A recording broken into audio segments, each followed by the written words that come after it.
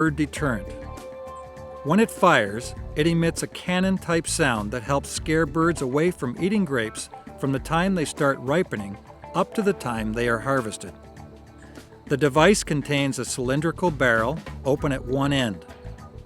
It has a spark plug, propane tank, and a control box that allows adjustment of the sound loudness and firing frequency. The spark plug ignites propane in the barrel, creating the cannon-type sound.